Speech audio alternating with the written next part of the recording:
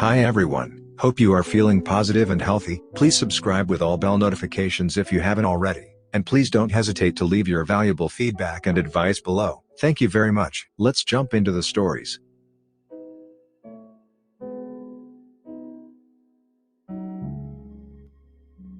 My mother-in-law, 61 years old female, likes me, 23 years old female, more than she likes my sister-in-law, 26 years old female. Now my sister-in-law hates me for it. I've been married to my husband, 27 years old male, for a year now, together 5 years. I've always been close with his family, and very soon after meeting them I was made to feel as part of the family. I'm especially close with his mother, Danielle. We are very much alike, and she is a wonderful mother figure to me, and she's told me she sees me as the daughter she never had. This is where the trouble begins. My husband's brother, 31 years old male, is married to a woman named Liz, my sister-in-law. She's been in the family for longer than me. While I always knew that Danielle was closer to me, I didn't think it was a big deal because Danielle and Liz are very different people in terms of interests and hobbies. So naturally Danielle gravitated towards me because we are so similar. However, Danielle has always been nice and respectful to Liz, and they always seem to get along, judging by what I saw from the family gatherings and parties. Prior to us getting married, my husband told me that his parents needed time to warm up to Liz because they didn't think she was the right fit for his brother. Apparently they thought she was very immature and didn't have a lot of manners, but they accepted her because she made their son happy. However, I figured all that had been resolved and that things were fine between them. My husband has never been fond of her either. Her and I have always gotten along though, so this never swayed my opinion. It came as a shock to me then when a few days ago my husband told me that Liz no longer wants me to join our monthly dinners with the four of us, me and hubby and Liz and her hubby. I asked him why, and he said his brother told him that Liz could tell from day one that Danielle liked me more than her and she got tired of being second fiddle to a newbie. My husband said he is standing by my side and will not go to the dinners if I am not allowed to go. His brother also texted me apologizing and begged me to let Liz calm down and we can all sort this out. I let him know that family comes first to me and whatever will make the family union strong, I'm willing to do. I texted Liz and reminded her that I cared for her and that she is family to me and that I didn't want our bond to be broken by this. She responded by blocking me. My husband told me to drop it and leave it alone. I agree with him. At the end of the day, I've always been nice to Liz and we never had any issues between us. I genuinely liked her and this situation hurts. I know it's between her and Danielle at the end of the day, so I should probably let it be, but I don't want a situation where this causes a long-standing feud. How best do I navigate this situation without doing more than necessary? Update. Thanks everyone for the advice and kind words. I'll keep it cool for the time being and remain civil towards her. I won't reach out unless she does so, and I won't gossip or add any more fuel to the fire. I also won't tell my mother-in-law either, as it's best she finds this out on her own. Her being jealous of your relationship with y'all's mother-in-law is about Liz, not about you. You have nothing to apologize for, and shouldn't let her walk all over you. Your in-laws were right about her being immature. To be honest, I don't think you can do much. You can't change the way she feels and it's up to her to be the better person. While you are saying you want to keep the family union strong, your sister-in-law is doing the opposite by distancing herself from you all. If you and your mother-in-law have more common interests than your sister-in-law, she can accept it or force herself to like those things. This probably wasn't much help, but this argument isn't your fault at all, so there's not much you can do. But continue to be nice to her if she means that much to you. I guess you could also talk to your mother-in-law about it if you wanted, but seriously, blocking you while you are simply being kind? She's being very immature. Sorry that you're in this mess. My 23 years old male girlfriend, 21 years old female, has been spending time with a guy who wants a romantic relationship with her. How do I confront her? The title sums it up. But my girlfriend has been spending time with a guy who likes her. He's liked her for years. But now with the pandemic, he has been trying to make a move and been seeing her about twice a week. My girlfriend genuinely does not think he has a romantic feeling, but it's obvious. This guy brings her gifts, invites her over past midnight regularly, and texts her all hours of the night. He tries to comfort her when I am unavailable and even was trying to learn my schedule so he could visit her when I was busy. He knows her schedule flawlessly, which seems like more than just friendly behavior too. I am upset, as I do not want another man trying to break up my relationship. I was very blunt that their friendship was inappropriate and needs to stop, and she started defending it. She said she is lonely and he has been her only friend recently. She does not want to stop seeing him. Because of the pandemic, I haven't been able to see her much, maybe twice a month. I am trying to be more present, but it's just difficult and expensive. I have no reason to believe she is cheating, But I worry if I do not put a stop to it now, it will turn into cheating. 2 questions. Does it seem like more than friendly behavior from the guy? And how do I confront her about it? Also, normally it isn't long distance, but the shutdown has forced us apart. Update: she broke up with me and ended the friendship with the other guy. It was only a friendship. This will likely be my last post to Reddit, like ever. That level of contact is unlikely to be platonic, my friend, speaking from experience. It's a fine line to walk though. You can't talk to him without looking overprotective, and you can't not believe the answer she gives you. I like to give people the benefit of the doubt, but I can't see that as anything but romantic interest. Still, that doesn't mean that your girlfriend will reciprocate. I would suggest you tell her that you won't ask her to stop seeing him because you trust her, but you do want her to draw some boundaries out of respect to you. The gift giving needs to stop or be cut way back. No more hanging out or texting late at night, and no telling him private things about your relationship together. Even if she refuses to believe that he has romantic feelings now, let her know that it's important to draw these boundaries to prevent inappropriate feelings from developing on down the line.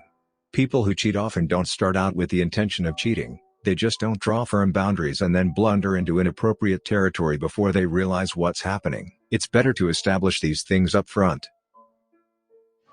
My M17 friend, F17, has a folder on her computer with photos of me in it, and I'm worried about its purpose. Update: link 1 in description. Throw away because she knows of my other account. For context, recently my friend got access to my school's photo database for a project she's doing for them. We're graduating soon and they want a memories PowerPoint of the cohort. As a friend group, we've been helping her pick photos and have enjoyed going back and looking at memories.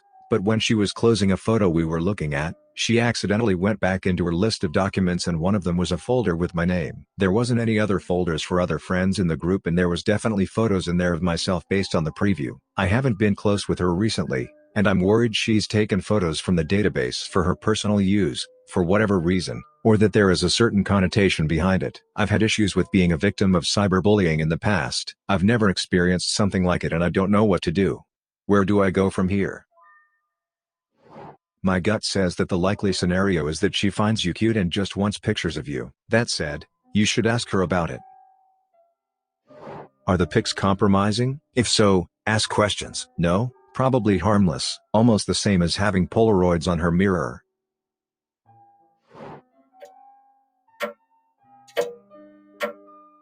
Update: my M17 friend, F17, has a folder on her computer with photos of me in it, and I'm worried about its purpose. Original post: link 2 in description. Well, crap hit the fan. I ended up taking the advice of what a few people said and decided to confront said friend the next day at school, in private, in a peaceful manner. Suffice to say, it did not go well. I sat down with her and told her I saw the folder when she closed the image, and that I was intrigued to know what it was for. Here's how the rest went. Friend: oh, nothing. I was sorting all the photos by people. Me: I didn't see any other names folders. Are you able to show me the section with all the photos? F: oh, yeah, sure. She went to open it and lo and behold there was only a folder with my name on it. I asked her to open it and inside the folder were a heap of photos that she edited and drew on etc. to send to others to make fun of me. She snickered the whole time, so my suspicions about her being distant were right, I guess. I hate confrontation, so I ended up crying and walking away. Others saw me and came over, but she called out and immediately flipped the situation on me in front of them, accused me of prying through her computer, and went on and on to the others about how much of a perv I was for looking through her computer. She said I was crying because I was guilty, but in reality I was just really freaking hurt she could do that. That crap sucked, man. I haven't sat with the group since, and the rumor is spreading that I'm a creep and went through her computer. I've ignored it mostly and haven't anything to dispel said rumors so as to avoid drama. I went to admin and I have a meeting tomorrow about the issue, but in the meantime I'm just sitting alone in my bedroom eating ice cream and being sad. DLDR, I confronted my now ex-friend about the folder, and when she got caught she tried to turn the situation on me and labeled me a perv for apparently going through her computer. Now there are rumors I'm a creep and I've lost a friend, possibly more. F her, I guess. That's a really cruel thing to do to anybody, but she pretended to be your friend? I'm sorry, that's a very low thing to do. People that go around hurting other with no disregard are not happy with their lives. Stay far away from the group. Sending you hugs. Can you go to the principal and let them know that she has photos of you that you never gave her consent to have and is using them to bully you? I'm thinking of moving to a new state to follow my dreams. So I, 21 years old male, have been thinking about moving out of state to follow my dreams that I've always had since I was a kid, and I don't know how to tell my family. I don't have a girlfriend or a lot of friends here anymore, and college isn't working out here cause I figured out the thing I thought I wanted to do I don't want to do for the rest of my life. So nothing is holding me back from leaving except my family. But I don't know how to tell my family that I want to move out of state and pursue my dreams. It's just a huge decision on my part and I'm still thinking everything through. But I think I want to do it.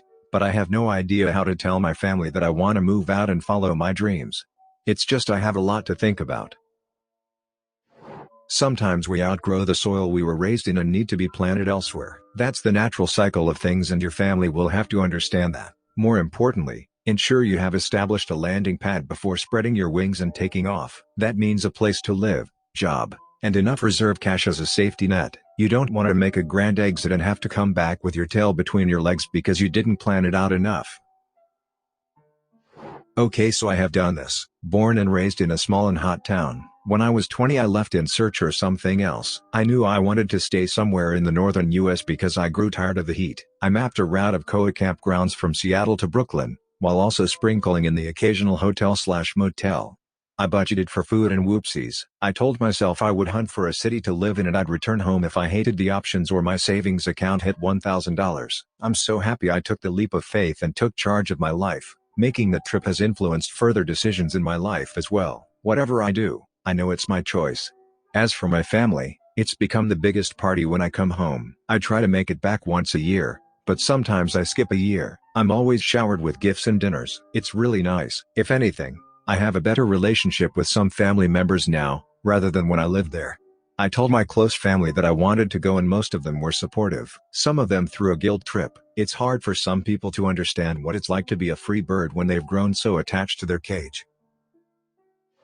My girlfriend told me she needed some time away from the stress my cancer had caused her and is now attempting to make contact with me. This is a cross post because my original post got locked. I come to vent and share my story as well as get some advice. Thank you in advance. I'm a 31-year-old with an active lifestyle. I always participate in local charity events. I'm a fast runner. I run, I climb, I go cycling. This is mostly how I spend my time. I have a Associate in Engineering Technology degree. My family owns a private business that I used to contribute in for the past 5 years. I met my now ex-girlfriend 3 years ago. We were planning on getting engaged in 2021 and we were both excited for living together permanently and starting a family together. Several months ago, I started having some health issues, started experiencing fatigue, increased lack of sleep, night sweats and weight loss. I'd get tired very fast and was not able to participate in activities like I used to. I went to get myself checked and they found a cancerous tumor in one of my body's organs. It was a complete shock. Panic sat in. I thought to myself, this just can't be happening to me. My family has been very supportive of me. They believed in me. I struggled with fear and anxiety. My condition had an impact on everything, especially my relationship with my girlfriend. She didn't take it well. She's always been the type that acts awkwardly when it comes to situations like this. I tried to meet up with her a couple of times, but she preferred to support me through the phone by texting me saying that she's here for me. 1 week before I started my chemotherapy, she hadn't called nor texted. I decided to call and check up on her, but I got no reply. I thought maybe she's been under a ton of pressure herself. My mom and dad thought something was off because normally people don't act like that when their loved ones go through medical issues. They show up and show support. I did my best and defended her and made up excuses for her for as long as I could. The next week, as I was sitting in the hospital cancer unit waiting room, about to go through my first cycle of chemotherapy, fear and anxiety on overdrive because I've been told that chemotherapy is tough, both physically and mentally. I got a call from my girlfriend trying to excuse the way she'd been behaving and basically just kind of hinting that she needs some time away from all this stress, and that she already planned to keep a distance for the time being. I was shocked. I reread the whole thing over and over again, wondering was she ending things between us by this? I couldn't handle it. I just broke down and cried. They thought I was just being stressed out. It was something else. I am currently dealing with the chemotherapy better. I will be able to go back to work in a few weeks. My girlfriend knew. She started contacting me on Facebook, and was hurt because I didn't reply. Started to guilt trip me into talking to her and acting like she did nothing wrong. I know I wasn't an A for doing this, but I needed to hear an opinion. Tell her that you can't deal with the stress of having a partner who bails on you when things get tough, that you need a partner who will actually stick with you in sickness and in health, and that is not, nor will it ever be, her. Then tell her to never contact you again, that you will be finding a new partner who will be there when you need them. After that, block her. 1. Your GF has proven she's a fair-weather GF who will only be there for the good times. You cannot trust her. 2. Her telling you she was hurt because you didn't reply is manipulative. She's deflecting blame onto you for her bad actions. 3. She's weaponizing guilt. Even while you still need support, she's making it about her, how hurt she was, and what she wants/needs from you. 4. She's making excuses, but hasn't even really apologized or shown any remorse for abandoning you. 5. She lacks empathy and any shred of compassion for what you're going through. Do you really think that someone like this makes for a good long-term partner? Subscribe and turn on the notification bell for more stories delivered to you. Thanks for listening. See you later.